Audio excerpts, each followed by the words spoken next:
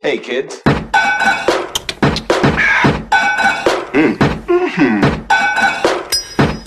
This is a tasty burger. Burger. Alright guys, welcome back. Enjoyed the movies you guys made last go around as we started to explore and look at camera angles, right? Camera angles is really what's going to be what sets the stage for your cinematic view. Problem is, we're making movies, we're not taking pictures.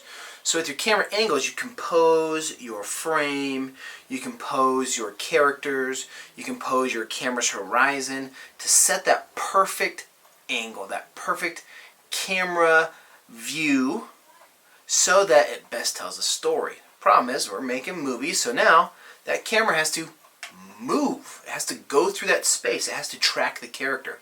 If my character moves and my camera stays in one spot, well, that's super silly. I need to follow my characters through that space. Sometimes that's literally following the character with the camera. Sometimes that's doing an orbital shot around our character. Sometimes that is panning with our character or tilting towards them. Or like in Rocky and he's running, you've got to chase your character. There are a bunch of different ways to take your well-composed camera angle and move it through space to continue telling your story. So that's what we're going to learn about today, guys. Camera movement, how to make your angles come alive and continue telling your story. Alrighty, so here we go. Oh, there I am down there in the corner. So I've got a new setup. It's not the same as my normal background. I am on the road traveling. Had to find a light, had to find a space to shoot videos, and I did it. Guys, you're in quarantine, you're at home, wherever you're at, you got to get creative with your supplies. So I'm in the room I'm staying in. I put up the lights, put up all the equipment I need to make this happen. So get creative with your space, get creative with your cameras. But here we go. So camera angles. Learning goal. Observe and learn and comprehend. How composition communicates story. So your compositions now move because this is a video. It's not just a photo. So you've got to take your compositions and move them and continue telling a story with where your camera's placed and how your camera moves.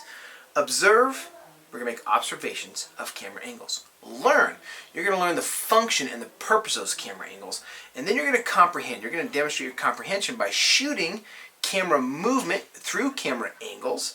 And then you're going to compile a video and we're going to see how accurate you were in creating those camera movement styles. And then you're going to take all that, combine that, and we're going to do our first short film, which is pretty exciting.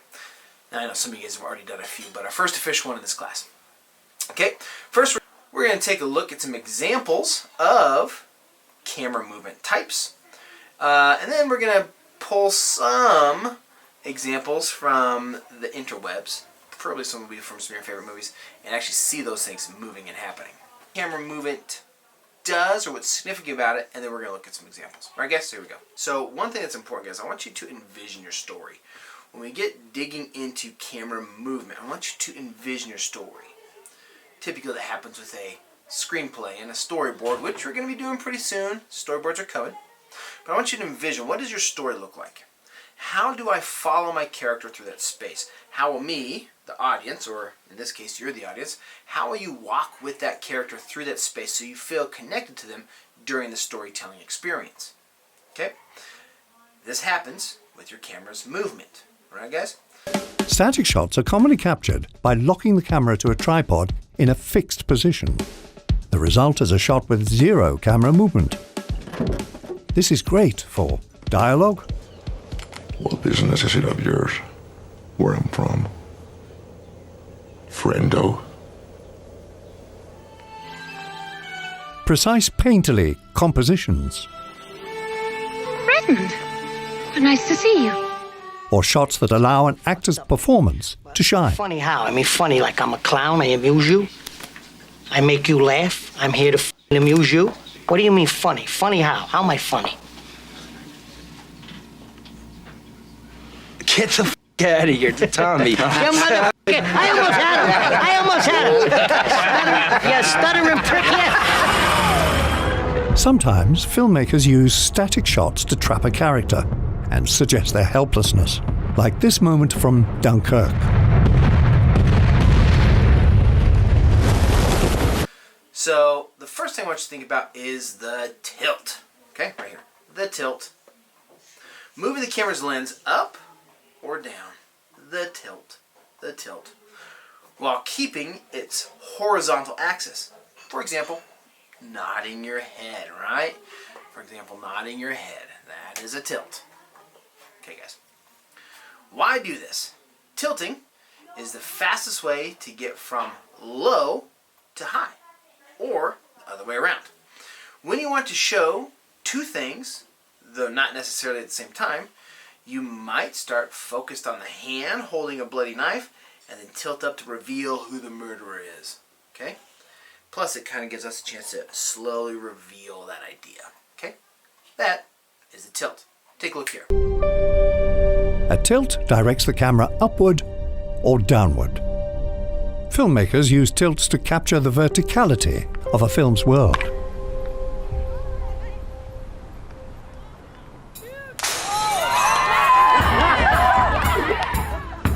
This can be used to give a character dominance or vulnerability. Yes, we're men. Men is what we are. Similar to a pan, a tilt can reveal information, like a character,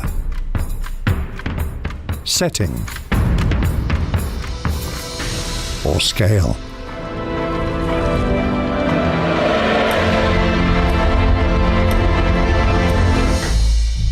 Who are the people? Projections of my subconscious. Yours? Yes. In Inception, Ariadne tests how much of the dream world she can distort. My question is, what happens when you start messing with the physics of it all?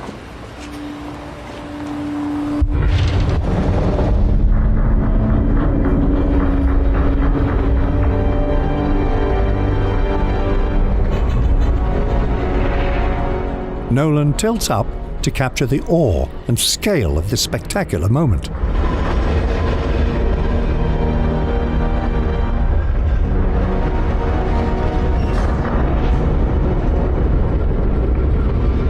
The visceral effect of being on the street, looking upward at such a spectacle, is accentuated with a simple camera tilt.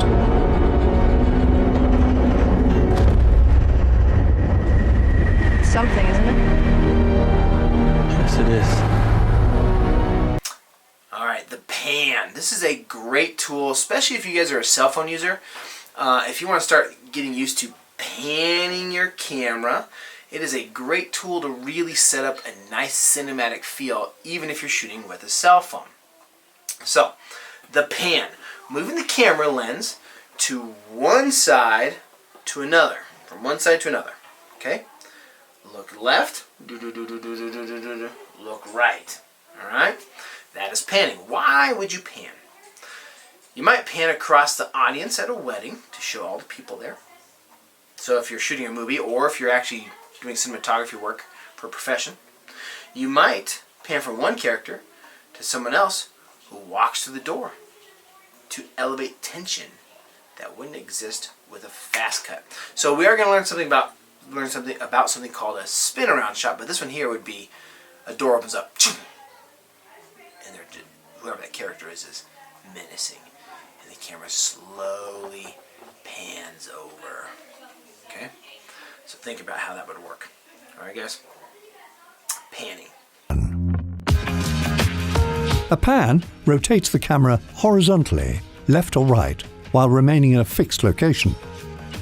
Pans can be used to follow a character's actions, or be used to reveal information, which is something Wes Anderson does frequently.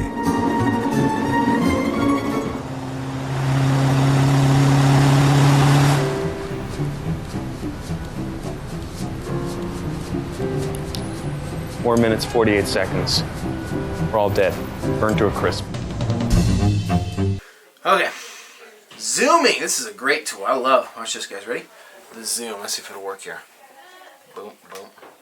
Zoom in, zoom out. Zoom in, zoom out. See? It works, right? That's the zooming. So I'm going to zoom all the way back up to here where we're at. Come back over here. Okay. The zoom. Zooming is one camera movement that most people are probably familiar with. It involves changing the focal length of the lens. Speaking of, let's get a little closer here. and focus, to make the subject appear closer or further away in frame. Most video cameras today have built-in zoom features. Some have a manual zoom feature as well. And many have several zoom speeds. Zooming is one of the most frequently used camera movements and one of the most overused, so use it carefully. Now with that camera, I have a silent zoom on it, but I have to do it manually. On my cinematic lens, which you guys will have access to when we all get back into class, it has a mechanical, a motorized one, so you can literally hit a switch and it'll just zoom in smoothly, or zoom out smoothly. It's kind of nice. But your cameras at home are probably most likely, if it's a camera phone, there's a smooth zoom dial on the thumb. If it's one of our Canons, you actually hear it make noise when you zoom in and zoom out, so that's kind of frustrating. Okay, why do this? Zooming is the easiest way to get from far to close, or the other way around. You might start with a wide shot of a concert to set the stage and zoom in on the band. Okay, there's other ways to do this. We're going to get to that here in other camera movement types, but the zoom either uses your feet or the camera itself. And really technically it's just the camera itself. So think about that. A zoom. A zoom may not be a camera movement per se, but there is movement created in camera. Zoom shots change the focal length of a camera's lens to zoom in or zoom out. Similar to pulling back a camera, zooming out can reveal the context around a subject, like this opening shot from The Graduate. Zooms are unique because there is no equivalent in the human experience. Like a push-in, we can physically move closer to a subject, but our eyes can't zoom, making this camera movement unnatural. Shouldn't we get the authorities or something? No. It can also draw our attention to a specific detail. Many horror or thriller films use a slow zoom to create uneasiness. You said she's a conduit. That's right. What does that mean? Well, very powerful demonic has latched itself onto her. And Stanley Kubrick is the master of this technique. This iconic shot from The Shining slowly zooms in to highlight Jack's descent into madness.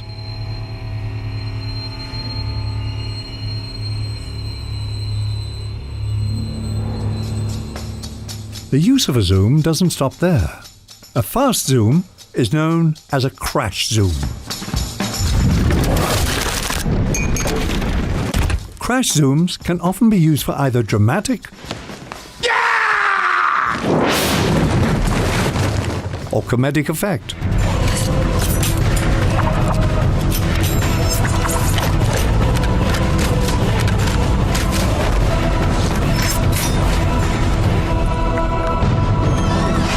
Whoa, whoa, whoa, whoa! In Django Unchained, Quentin Tarantino uses the crash zoom repeatedly. For comedy, This seems like a good bit of fun. drama,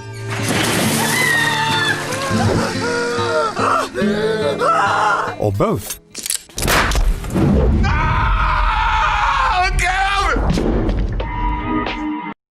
Okay, the pedestal. The pedestal is moving the camera up or down without changing its horizontal or vertical axis, right? So what that means is this, guys. If this is, I don't have my cell phone because one of my kids probably took it. I'm going to take my camera and literally just pan it up, or not pan, pedestal it up, or I'm going to take my camera and pedestal it down. At no point am I rotating horizontally or tilting vertically. No pan, no tilt. Just pedestal up and pedestal down. Really fun shot, especially if you have the ability to run a motor. If you don't have a motorized camera mount, you have to just really slowly. I'm really being methodical about my pedestal up and the pedestal down. Okay? When would you do this? You usually want to maintain the camera to subject distance. You might start on a person leaning up against the wall and then pedestal up and up and up until the camera gets to Spider-Man, clinging just above them, ready to pounce on to the bad guy. Okay? So that's why it's always kind of, it's a good reveal. Here's the bad guy doing something. Pedestal up, brick wall, ooh, the face of Batman. You know, stuff like that.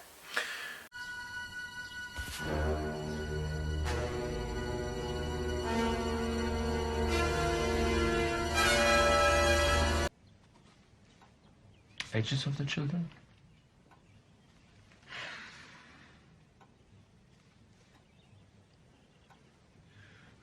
Amos was 9 or 10. And Shoshana?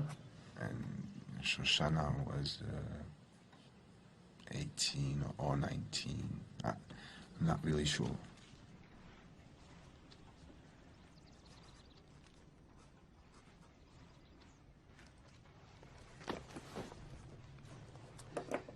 Well, I guess that should do it. Okay, the dolly. I love the dolly shot. Now we're going to start getting into shots that you can make happen at home with your feet and your legs in your car. If you have a drone, we got a couple. We're getting those all ready to go when you get back into class. However, typically running a dolly does involve equipment. So just keep that in mind. The dolly is a motion towards or a motion from the subject. Now, not necessarily a person, could be a space or an environment. The name comes from the old dolly tracks that used to be laid down for heavy camera to move along. Very much like a railroad track. A dolly track is a railroad track for cameras on wheels. In the days before Steadicams got so popular, we're going to talk about Steadicams, we call them gimbals now. Okay, at least in the small sense. The phrase dolly in means to step towards the subject with your feet or on a track with the camera, while dolly out means to step backwards with the camera, keeping the zoom the same. So I'm not changing the zoom. We're going to see what that looks like. You can actually change the zoom while doing this, and it's amazing. Zooming the camera changes the focal length of the lens, which can introduce a wide-angle distortion or changes the apparent depth of field. For this reason, often that is called a dolly zoom. It is one of the most amazing camera effects out there. Take a look at these examples. The push-in shot moves the camera towards the subject. Pushing the camera is all about emphasizing a moment. Get our informers to find out where it's going to be held. A visual cue to the audience that this is important. Public place, a bar, a restaurant, some place where there's people so I feel safe. But if Clemenza can figure a way to have a weapon planted there for me,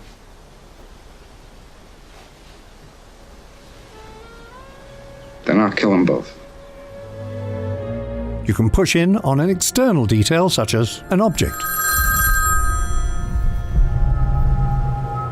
or text.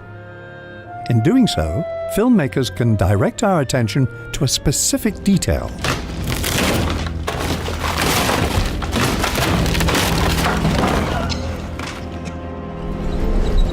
Or it can capture a character's thought process. Like in this moment from The Post, when Ben comes to terms with exposing the infamous Pentagon Papers. A push-in is an effective way to communicate internal conflict, like in the iconic restaurant scene in The Godfather. Michael Corleone is about to kill the man who tried to kill his father. Tu padre sta male.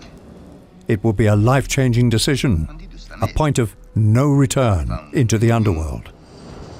E mettiamo tutto a posto. A slow push-in towards Michael elevates the tension as we watch him wrestle with the consequences and gathering the courage to pull the trigger. Which leads us to our next camera movement. The opposite of the push-in is the pull-out. Unlike pushing in, pulling the camera de-emphasizes the subject. A sort of signal to disconnect from the characters. It can unveil the context of a scene, its setting, or its characters. As subjects grow smaller, a pull-out can detach us from a scene, or the entire film. Like in the final shot from Catch Me If You Can. The same movement can also emphasize negative emotions like isolation or abandonment. In this scene from Joker, we see Arthur at his most vulnerable. This camera movement away from him highlights his helplessness. And rather than push in to help us sympathize with Arthur, director Todd Phillips pulls away, abandoning him. Zoom. A dolly zoom